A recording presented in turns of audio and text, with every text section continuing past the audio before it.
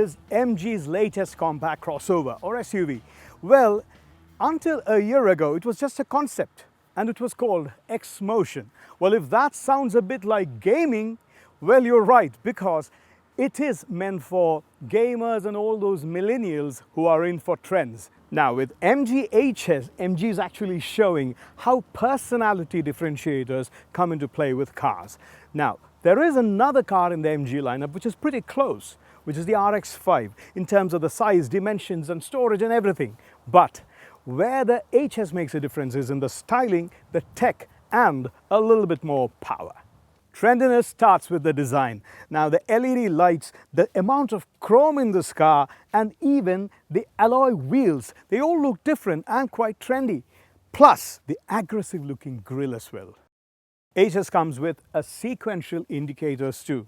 You guessed it. Now this one runs on a 2-litre turbo engine which is good for 231 horsepower and 360 Newton meters of torque. Look at the RX-8 which has the same engine. The output is only 220 horsepower. So there is an edge over here. Space-wise, it's quite decent and it even has a panoramic sunroof. In the inside, it looks quite different from how the RX-5 looks. Look at the 10.1-inch screen, glossy screen, and the styling of the buttons. It's really designed to be quite cool. You know, actually, even the volume button, you raise it by just pressing it upwards and pressing it downwards to bring it down. That all the chrome that is in this, the leather styling, and even the seats, which are racing styled.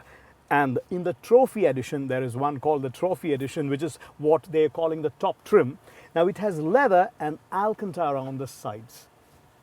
The 10.1-inch glossy high-definition screen has a 170-degree viewing angle, which means I can see it nicely and my passenger too can. The trendiness of the HS means that it brings kind of a premiumness also with it.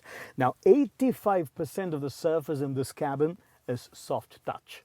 And also coming to the technological front, now this has Android Auto, Apple CarPlay and blind spot monitors as well. Now if you thought all this is going to really blow the price sky high, well, it is only between 68 and 78,000 dirhams plus VAT. Now this is where MG is trying to make a mark by adding value to it.